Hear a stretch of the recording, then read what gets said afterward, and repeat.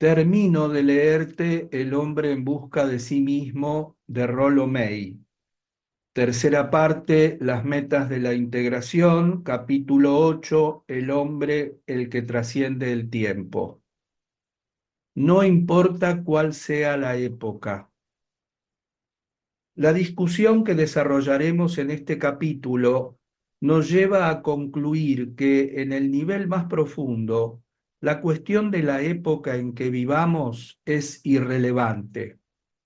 La cuestión básica es la forma en que el individuo, con conciencia de sí mismo y del período en que vive, es capaz, mediante sus decisiones, de alcanzar la libertad interior y de vivir de acuerdo con su propia integridad interna. Ya sea que vivamos en el Renacimiento, en la Francia del siglo VIII o en la época de la caída de Roma, formamos parte de nuestro tiempo en todos los aspectos: sus guerras, sus conflictos económicos, su ansiedad, sus realizaciones. Pero ninguna sociedad bien integrada puede realizar por el individuo la tarea de lograr una autoconciencia y la capacidad de tomar sus propias decisiones con responsabilidad, así como tampoco puede relevarlo de ella. Y ninguna situación mundial traumática puede despojarlo del privilegio de tomar la decisión final con respecto a sí mismo, aunque solo sea afirmar su propio destino. Puede que haya sido algo más fácil para una persona adaptarse en otra época, por ejemplo, la Edad Dorada de Grecia o del Renacimiento, a las que podemos mirar con anhelo. Pero el deseo de haber vivido en esos tiempos, salvo como ejercicio de fantasía, se basa en una comprensión falsa de la relación del hombre con el tiempo. Puede ser que en realidad no haya sido más fácil para el individuo descubrir y elegir ser él mismo. Tenemos posibilidades menores de descansar en los brazos maternales de nuestro período histórico. De modo que no cabría sostener, si este fuera tema para una discusión de salón, que para que una persona aprenda a conocerse a sí misma es mejor nuestra época. A nivel superficial, cada época tiene sus pros y sus contras. A un nivel más profundo, cada persona debe llegar a tomar conciencia de sí misma y lo hace en un plano que trasciende la época particular en que vive. La misma afirmación tiene valor con respecto a nuestra edad cronológica. Lo importante no es que una persona tenga 20, 40 o 60 años, sino que realice su propia capacidad de elección autoconsciente en su nivel particular de evolución.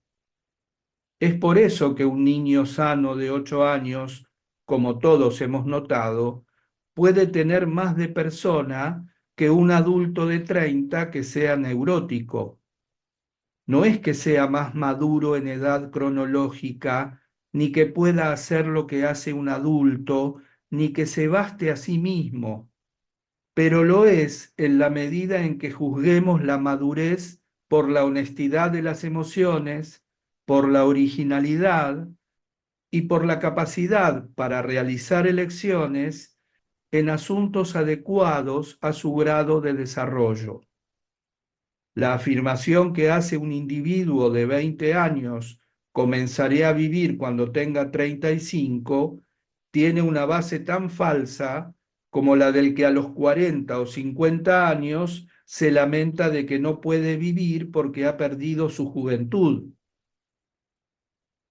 Es interesante ver en un examen más escrupuloso que se trata de la misma persona, que el que se lamenta a los 50 años es el que postergaba su vida a los 20, lo cual demuestra mucho más incisivamente lo que nos proponemos señalar. Este trascender el tiempo se halla ilustrado una vez más en el drama de Orestes. En su lucha trágica por librarse del círculo incestuoso, como lo observáramos en el capítulo cuarto, Orestes en cierta medida pudo vencer la tendencia de verse solo a sí mismo en la mirada de los demás y por consiguiente ver la verdad con algo de objetividad y amar visiblemente. Todas estas son maneras de vivir sub specie aeternitatis. Muestran la capacidad del ser humano de trascender la situación dada en un momento. Implican trascender los límites de Micenas, o, como Orestes simbólicamente dice, de salir de los límites de la ciudad hacia la humanidad. En la versión del drama que hace Jeffers, cuando Orestes ha salido del escenario, las palabras finales que se refieren a la eventual muerte del joven corroboran nuestra posición. Pero joven o viejo, pocos o muchos años, representaban menos que nada para él, que había subido conscientemente a la torre que está más allá del tiempo.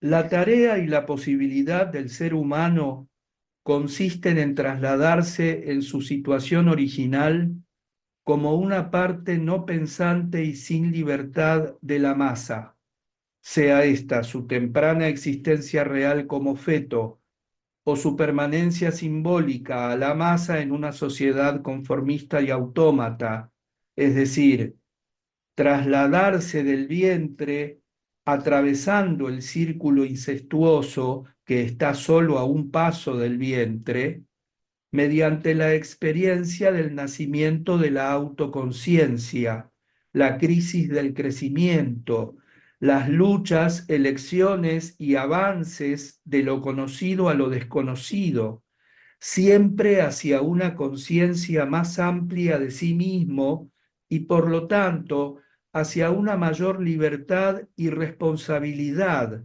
hasta los niveles más altos de diferenciación, en los cuales progresivamente se integra con los demás en amor y trabajo creativo elegidos con libertad. Cada paso en este viaje significa que vive menos como un sirviente del tiempo automático y más como alguien que trasciende el tiempo, es decir, alguien que vive de acuerdo con lo que elige. De este modo, una persona que puede morir a los 30 años con valentía, que ha alcanzado tal grado de libertad y diferenciación que puede afrontar con coraje la necesidad de abandonar su vida, es más madura que aquella que a los 80 años, en su lecho de muerte, todavía tiembla y ruega para que la protejan de la realidad. La conclusión práctica es que nuestro objetivo es vivir cada momento libre, honesta y responsablemente. De ese modo cumplimos cada vez en la medida de lo posible nuestra propia naturaleza y nuestra función evolutiva y experimentamos la alegría y la gratificación que acompaña a la realización de nuestra propia naturaleza. Que el joven escritor llegue o no a completar su libro es una cuestión secundaria. Lo más importante es que él o cualquier otro escriba y piense en una oración o párrafo dado lo que cree que alguien apreciará o lo que él mismo considera verdadero y honesto de acuerdo con sus concepciones del momento.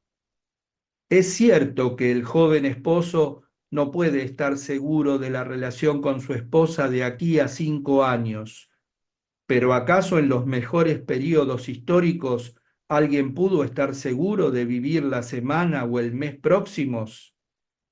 ¿No es esta incertidumbre de nuestro tiempo la que nos enseña la lección más importante? Que los criterios últimos son la honestidad, la integridad, el coraje y el amor de un momento determinado de relación. Si carecemos de esto, de ningún modo estamos construyendo para el futuro. Si lo tenemos, podemos confiar el futuro a sí mismo. La libertad, la responsabilidad, el coraje, el amor y la integridad interior son cualidades ideales que nunca nadie realizó a la perfección, pero constituyen objetivos psicológicos que dan sentido a nuestro movimiento hacia la integración. Cuando Sócrates estaba describiendo la forma de vida y la sociedad ideales, Glauco dijo: Sócrates, no creo que exista esa ciudad de Dios en ningún lugar de la tierra. Sócrates contestó: exista tal ciudad o no en el cielo, o exista alguna vez sobre la tierra, el hombre sabio vivirá según las costumbres de esa ciudad sin tener nada que ver con otras, y aspirando a ellas pondrá en orden su propia casa.